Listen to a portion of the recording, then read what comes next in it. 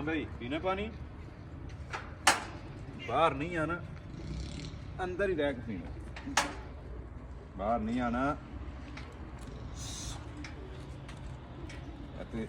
ਬਾਹਰ ਆਉਣ ਦੇ ਚੱਕਰਾਂ 'ਚ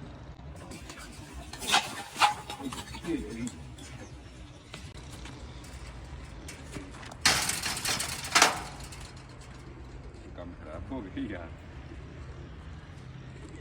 ਇਹ ਨਾ ਡੰਡਾ ਲੈ ਕੇ ਠੀਕ ਰਹਿੰਦੇ ਨੇ ਕਿਉਂਕਿ ਹੁਣ ਵੱਡੇ ਹੋ ਗਏ ਨੇ ਅਦਰਵਾਈਜ਼ ਆ ਤੁਹਾਨੂੰ ਤੁਹਾਡੇ ਸਾਹਮਣੇ ਕੀ ਕੰਮ ਲਾ ਛੜਿਆ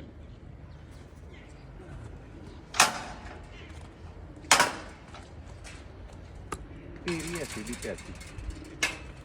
ਚਲੋ ਯਾਰ ਹੋਰ ਬਰਤਨ ਲਿਆ ਇਹ ਮਾਮਲਾ ਸ਼ੇਰਾਂ ਦੇ ਨਾਲ ਨਾ ਇਹ ਹੁੰਦੇ ਰਹਿੰਦੇ ਨੇ ਚੀਜ਼ਾਂ ਟੁੱਟਦੀਆਂ ਰਹਿੰਦੀਆਂ ਨੇ ਕਿਉਂਕਿ ਇਹ ਹੈ ਤੇ ਦਰਿੰਦਾ ਹੀ ਨੇ ਨਾ ਇਸ ਵਾਸਤੇ ਸਾਰੇ ਦੋਸਤਾਂ ਅੱਗੇ ਇਹ ਵੇ ਕਿ ਸੇਫਟੀ ਦੇ ਨਾਲ